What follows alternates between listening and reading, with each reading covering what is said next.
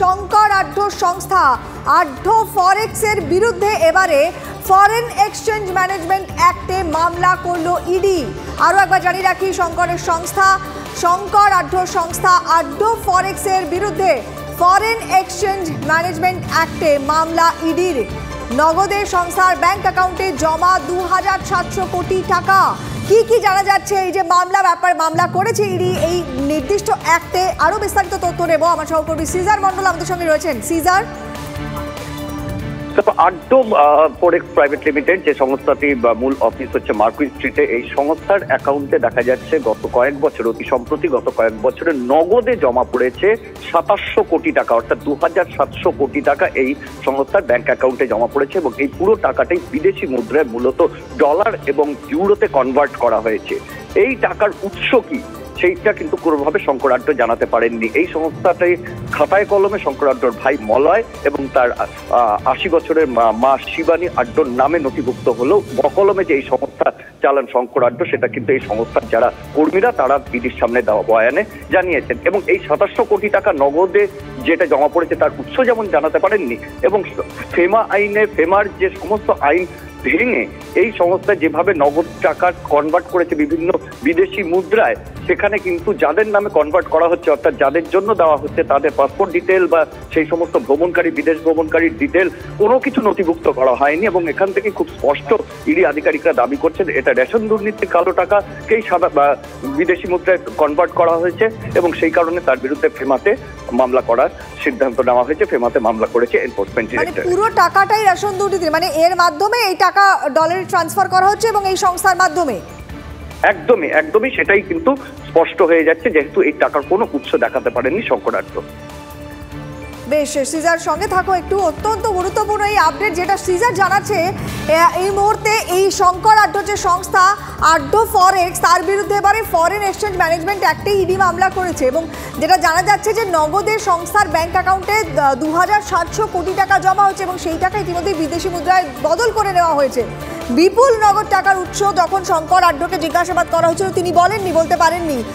তাই তদন্তকারীরা এই মুহূর্তে মনে করছেন যে যেহেতু এই গোটা ব্যাপারটাতে রেশন দুর্নীতির সাথেই যুক্ত এই শঙ্কর আঢ্য, তারা মনে করছেন এই পুরো টাকাটাই রেশন দুর্নীতির এবং এই শঙ্কর আঢ্য সংস্থা আঢ্য ফরেক্সের মাধ্যমেই বিদেশি মুদ্রায় বদল করে নেওয়া হয়েছে টাকা। এবং সে কারণেই এবারে এই বিশেষ অ্যাক্ট অর্থাৎ ফরেক্সের বিরুদ্ধে ফরেন এক্সচেঞ্জ ম্যানেজমেন্ট অ্যাক্টে মামলা করলো এনফোর্সমেন্ট ডিরেক্টরেট।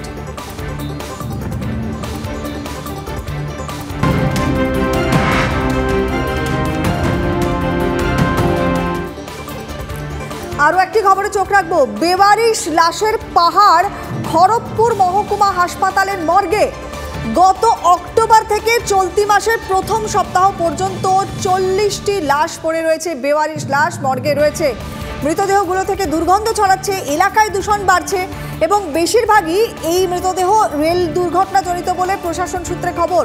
এবং কি কারণে এখনো পর্যন্ত সৎকার করা যায়নি সে নিয়েই একটা প্রশ্ন উঠে গিয়েছে এবং যার জেরে একটা খুব খারাপ পরিস্থিতি এই মুহূর্তে এই হাসপাতাল চত্বরে, খড়গপুর মহকুমা হাসপাতালের মর্গ। কথা বলবো, দেবব্রত আমাদের সঙ্গে রয়েছেন। দেবব্রত, ঠিক কি কারণে এই এতগুলি মৃতদেহ সৎকার হয়নি? পাহাড় জমছে মৃতদেহের, এ তো খুব একটা ভালো ছবি নয়। হাসপাতাল কর্তৃপক্ষ কি বলছে? দেখো, প্রথমে বলে রাখি এই মৃতদেহগুলো জমছে অক্টোবর মাস থেকে জানুয়ারির প্রথম সপ্তাহ অবধি কিন্তু মৃতদেহ যেগুলি বেওয়ারিশ মৃতদেহ, যাদের আনআইডেন্টিফাইড মৃতদেহ, সেগুলি কিন্তু মৃতদেহ মর্গেই জমা রয়েছে। যে সমস্ত থানা থেকে অপরিচিত ব্যক্তির মৃতদেহগুলি আসে সেই মৃতদেহগুলি ওখানে পোস্টমর্টম হয় এবং তারপরে তাদের যেহেতু কোনো দাবিদার থাকে না তাই মৃতদেহগুলি কিন্তু জমছে। তবে হাসপাতাল সূত্র বলছে বা হাসপাতাল কর্তৃপক্ষ যেটা জানিয়েছেন যে এখনও পর্যন্ত সেভাবে তাদের বিরাট কিছু অসুবিধা হয়নি, তবে অসুবিধার সম্মুখীন যদি আর কিছুদিন মৃতদেহগুলি জমতে থাকে তাহলে কিন্তু এইভাবে জমতে থাকলে হাসপাতাল কর্তৃপক্ষের কিন্তু একটা অস্বস্তির কারণ হয়ে উঠবে। যদিও মানে কোনো প্রক্রিয়াগত বা কোনো প্রশাসনিক জটিলতা রয়েছে কি, থাকলে সেটা কি?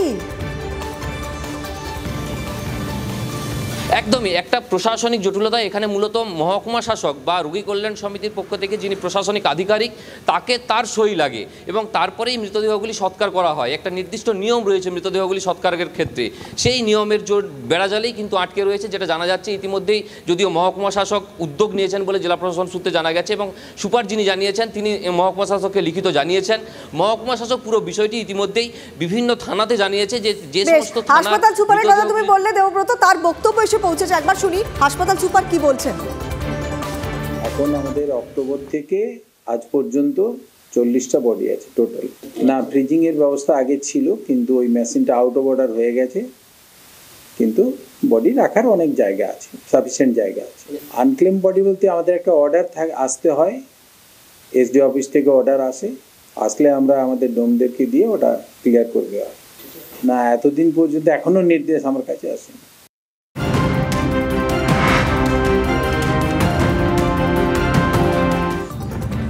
দুদিনের সফরে আজকে দক্ষিণ চব্বিশ পরগনাতে মুখ্যমন্ত্রী মমতা বন্দ্যোপাধ্যায় সফরে কর্মসূচিতে সাগর মেলার প্রস্তুতি খতিয়ে দেখা, জয়নগরে মানুষের হাতে বিভিন্ন পরিষেবা প্রদানের কর্মসূচি, জয়নগরে জনসভা করার কর্মসূচিও রয়েছে।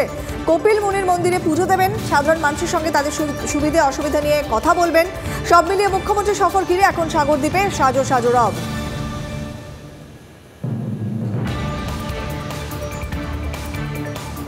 পরে খবরে চোখ রাখবো। তৃণমূল নেতাদের বিরুদ্ধে তোলাবাজি কাটমানির অভিযোগ নতুন কিছু নয়, আর এবারে এই গঙ্গাসাগর মেলাতেও অনিয়মের অভিযোগ সামনে আসছে। তাও আবার অভিযোগ ভিন রাজ্য থেকে আসা পুণ্যার্থীদের বিরোধীদের। তারা প্রত্যেকে অভিযোগ করছেন, তাদের বক্তব্য হলো বেআইনিভাবে নাকি পার্কিং ফি নেওয়া হচ্ছে। কি পরিস্থিতি, কি ছবি দেখুন।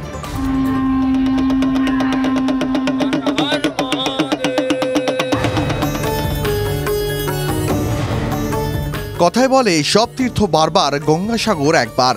তাই প্রতি বছরই মকর সংক্রান্তির পুণ্য স্নানে সাগরে ভিড় জমান লক্ষ লক্ষ পুণ্যার্থী। রাজ্যে পালা বদলের পর গঙ্গাসাগরে আসা পুণ্যার্থীদের তীর্থকর মকুব করেছিলেন মুখ্যমন্ত্রী মমতা বন্দ্যোপাধ্যায়। অথচ সাগরে এবার সেই পুণ্যার্থীদের থেকেই ঘুরপথে টাকা নেওয়ার অভিযোগ। আমাদের গঙ্গাসাগর যে মেলা, সেই গঙ্গাসাগর পুণ্য স্নানের ওপরে তিনি করটাকে ঘুরিয়ে কর নিচ্ছেন। সামনাসামনি নিলে লোক খারাপ বলবে, তাই ঘুরিয়ে কর নিচ্ছেন। কাকদ্বীপের লট নম্বর 8-এ অস্থায়ী পার্কিংয়ের ব্যবস্থা রয়েছে। সেখানে রাজ্য ও ভিন রাজ্য থেকে আসা পুণ্যার্থীদের গাড়ি থেকে পার্কিংয়ের জন্য টাকা নেওয়া হচ্ছে। বাইক পিছু নেওয়া হচ্ছে 20 টাকা করে, প্রতি অটো পিছু 25 টাকা, ছোট গাড়ি 75 টাকা, বড় গাড়ি 140 টাকা। 140 रुपया लेके गया, মানা है मगर फिर भी जबरदस्ती ले रहा है ना। वो तो অ্যাকচুয়ালি তো নেওয়া উচিত না, কিন্তু নিলে তো আমাদের কিছু করার নাই না, আমাদের তো দিতে বাধ্য, কারণ আমরা এক জায়গা থেকে আরেক জায়গায় আসছি, আমরা তো লোকাল না। পার্কিং ফি নিচ্ছে কারা? স্বেচ্ছাসেবকরা জানাচ্ছেন, আমরা বড় গাড়ি পার্কিং নিচ্ছি 140 টাকা, ছোট গাড়ি 75 টাকা। কাকদ্বীপ পঞ্চায়েত সমিতি, হ্যাঁ পারমিশন রয়েছে, হ্যাঁ অর্ডার আছে।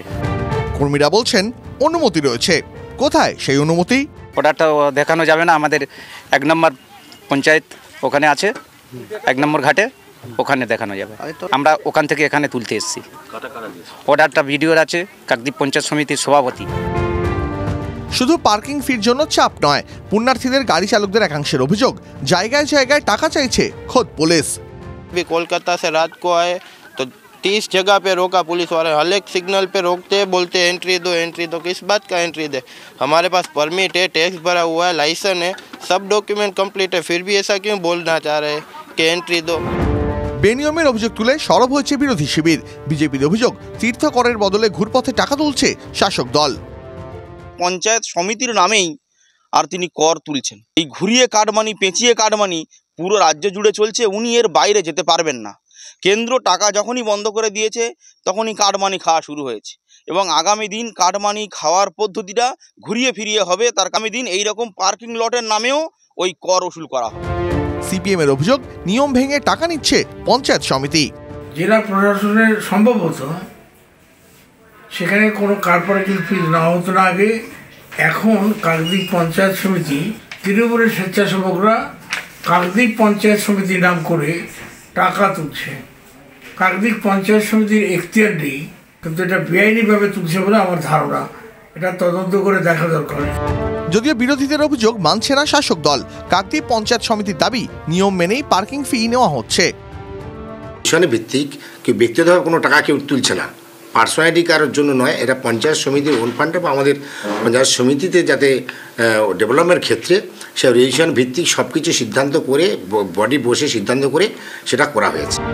যদিও বিরোধীদের অভিযোগ সাগর মেলায় নানা অছিলায় টাকা তুলছে তৃণমূল কর্মীরা। তীর্থযাত্রীরা যারা তাদের জিনিসপত্র সামগ্রী নিয়ে আসে, ওখানে একটা সিন্ডিকেট তৈরি হয়েছে তৃণমূল পরিচালিত।